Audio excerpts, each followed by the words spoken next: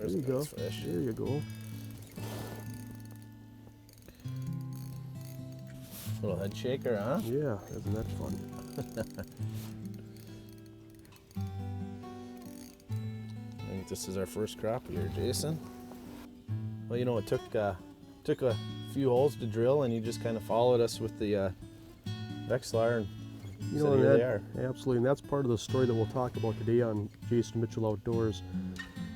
Electronics have revolutionized open water crappies, and these crappies are pretty safe before people had Vexlars, but today with the flasher technology, by able to use sonar to pinpoint the location of these fish, just a great opportunity to target beautiful fish just like that, right through the doldrums of the winter. Curler. Absolutely, this is kind of the prime time now, March, and we're ready to put a bunch of these on the ice. So I'll let this one go, and I'm going to catch another one. Jason Mitchell Elite Series Rods brings you the Daily Log Entry.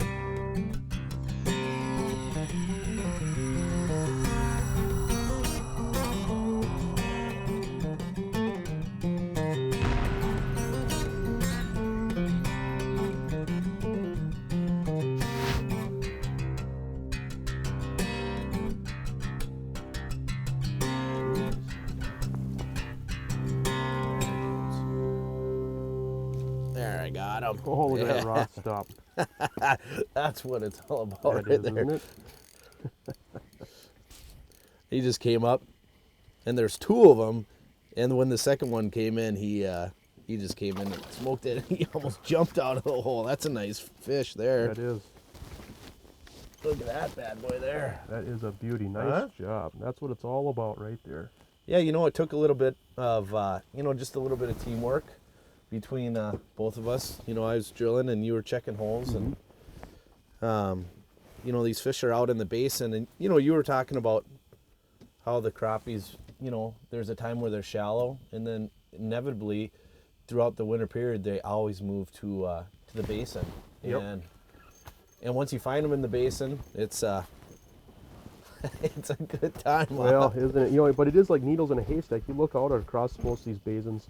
Well, there's a sunfish, which those will roam in here too, but you look out across these basins and there's no shortage of water. It's probably some of the most intimidating real estate on any lake. Yeah. And so that's the thing that we always stress to people is use your electronics, trust your electronics, and look for fish first, and spend the time to drill holes, and like what we did, we'll show you how to do that efficiently. But cover water, and once you mark fish, then stop at fish, because otherwise it's easy to sit on the wrong spot. Yeah, and sometimes it's a matter of 10 feet, 15 feet away, and there they are. And because they're not spread out so much width-wise, they're more stacked up on top of each other. And, it's just like the ones we found right here.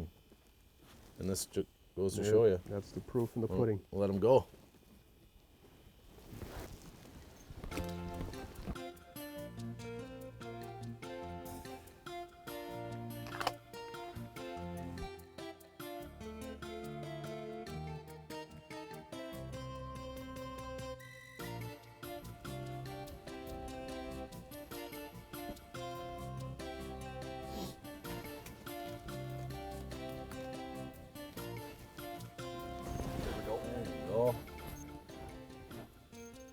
The other thing to point out too is that these fish have been off today.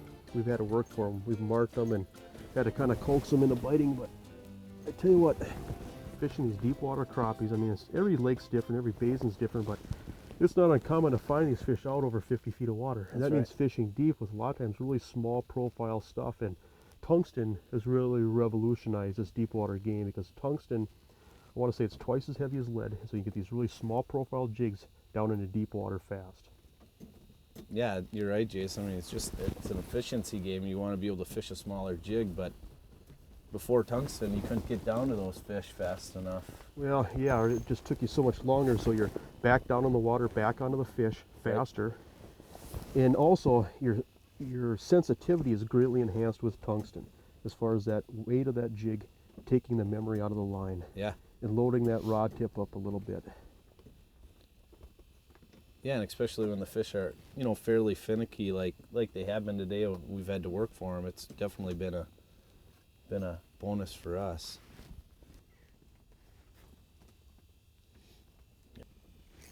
There we go. Rod stopper. These Vexilars are just simply amazing, aren't they? I mean, we can pretty much pick the size of the fish out, you know? Tell you what, I think these crappies are pretty safe before a Vexilar, I can tell you that. Yeah. And you just don't waste that much time. Oh, that's a nice fish there. Look at that one there, Jason. Well, that's what we came out here to find. Look at that guy. Work. That is a beauty. Basin crappies. That is a nice fish. Nice job. There we go. All right. One of those up bites. Yeah. I saw your rod tip actually go. Yeah. And once you get on them, it's fast and furious. You know. Yeah, well, at times, absolutely. There we go. Nice work. He's got the attitude. Yeah, show your face. Oh, little guy. Get him unhooked.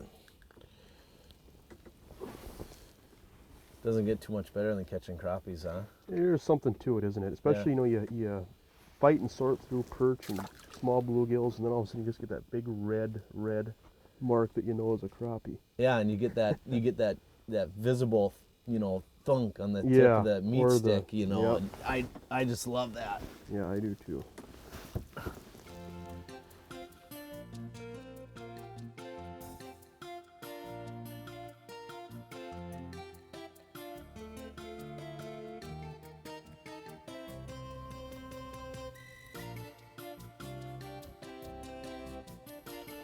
There we go. There you go. Just a simple move and we found them. All right.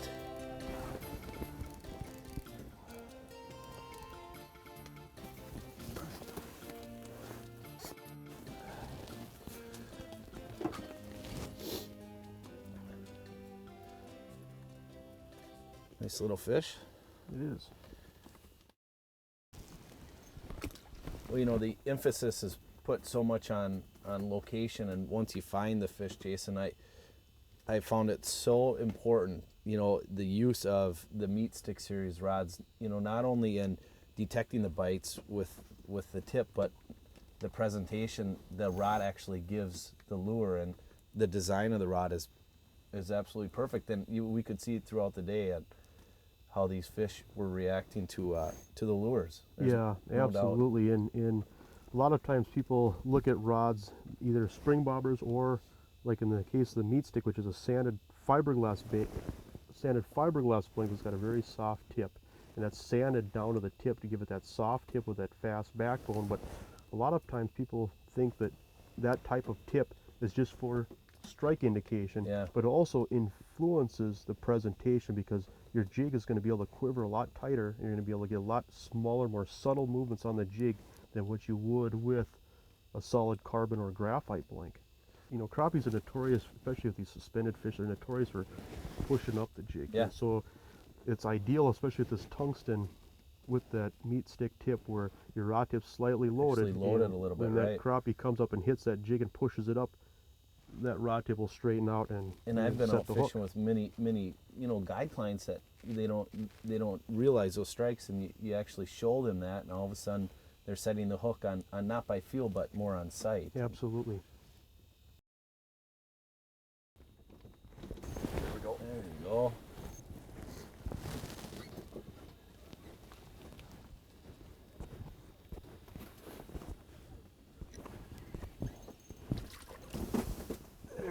There you go, Jason. That's a good way to Absolutely. end the day. Absolutely. It's been a fun day, right? I mean, absolutely. And who doesn't like to catch big crappies through the ice? And across Minnesota and beyond, these crappies on these main lake basins, that's one of the most consistent patterns you're going to see all winter long. And With the use of electronics and being able to just be mobile until you move around until you can find these fish, that has really opened the door on catching these fish. I'd like to thank Jeff Andersen. Jeff's a phenomenal guide in northern Minnesota. If you'd like to find out more information, we'll post his information at the bottom of the screen. Leisure Outdoor Adventures works out of the Chase on the Lake, on Leech Lake, but they fish a lot of different areas, way beyond Leech Lake, and so great resource. And this is something that anybody can do. Look at a lake map. Look at where crappies have been as far as shallow weed edges. Look at where they're going to spawn come spring, and try to find contours, try to find irregular parts of that basin that might stack up some of these fish that put the odds in your favor. And what a great opportunity to catch fish through the ice.